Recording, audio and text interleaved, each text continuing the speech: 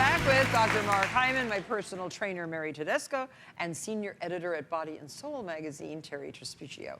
And the three of them are contributing experts to the Body+Soul Challenge. And we've been discussing how to implement the principles that we have learned during this challenge beyond the 5-week course of the challenge. Terri, based on all of your vast research, what are your top tips for people to deal with stress? Well, one of the things we talked about with stress is that we tend to think stress happens out there, but actually stress is our response to the environment. So, and we know also that stress contributes to something like 80% of diseases.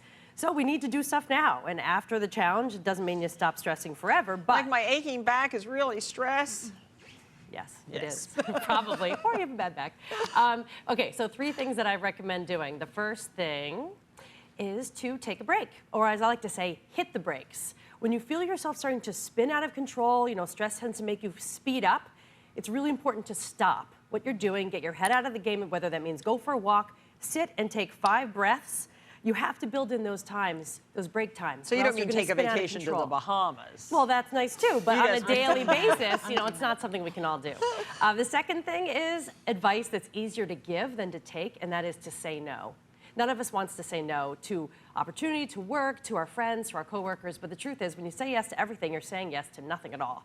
So rather than think of it as a negative, like, oh, I can't say no, I'll be a disappointment, think of it as saying yes to the things you're really committed to. You can only say yes to those few things. That's important. Very good. And lastly, my favorite tip, keep a gratitude list. Doesn't have to be cute like this. It can be a piece of paper, a Post-it, whatever. Well, yours is quite full. Well, yeah, it's full of a couple stuff, but I do have my list in here that I keep. That's good. Yeah. Now, what was your last entry? All right, my last I hope entry. it's thanks to me. Thank God I'm here in time. No, I'm thankful for, I try to just find stuff that is working, that's good. My health is good. I had some delicious tea I never had last night that I love, this date paste tea, which I thought was delicious. And my niece and nephew are healthy, things like that. There's a lot of research that shows that when you strengthen this gratitude muscle, you actually keep your feet on the ground and it makes you stronger for coping with stressful times. Once a week, once a day is even better. I can't recommend it highly enough. Mentioning nieces and nephews, well, I have my niece in the front row. This is Victoria and her daughter, Phoebe. Welcome from California. It's very nice to have you here. So isn't that nice? I'm sure she's grateful she's here. You're grateful she's there? Yeah, very. Well, great tips, Terri. Now I'd like to give our audience the chance to ask our experts questions. Please raise your hand if you do have a question. Joey will give you the microphone. Thanks, Joey. Hi, my name is Monica Walker. I'm from Seymour, Texas, and my question is for Mary. I'm turning 40 today, and I exercise regularly, but I would like tips to specifically tone inner thighs and reduce cellulite. Doesn't she look like she's 20? Yeah, you do. You look super young, which is great. Cellulite, really tough, you know, but I can definitely show you some toning exercises if you don't mind me showing. Real fast. Is that okay? Great. Yeah. All right, so I would, if I was you, get a set of ankle weights at home if you don't go to a gym.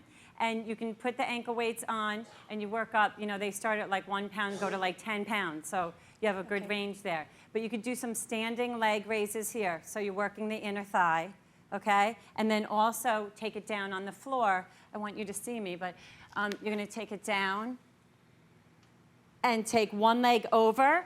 What about the Pilates ring, too? And lift straight up. That's hard. So you're really concentrating on that area, too. Okay? And then Martha's right. The Pilates ring that we use, we take it down on our back and say this is the ring. It's not the ring, guys, okay? But you're squeezing together with the ring. And you do several pulses. Okay. And those 3 are all awesome.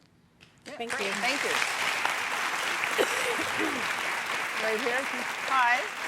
Hi, my name is Karen Dennison from Hoboken, New Jersey, and my question is for Dr. Hyman. What nutritional deficiency do you see most often in your patients that you think is easily preventable? That's a great question. Thank you.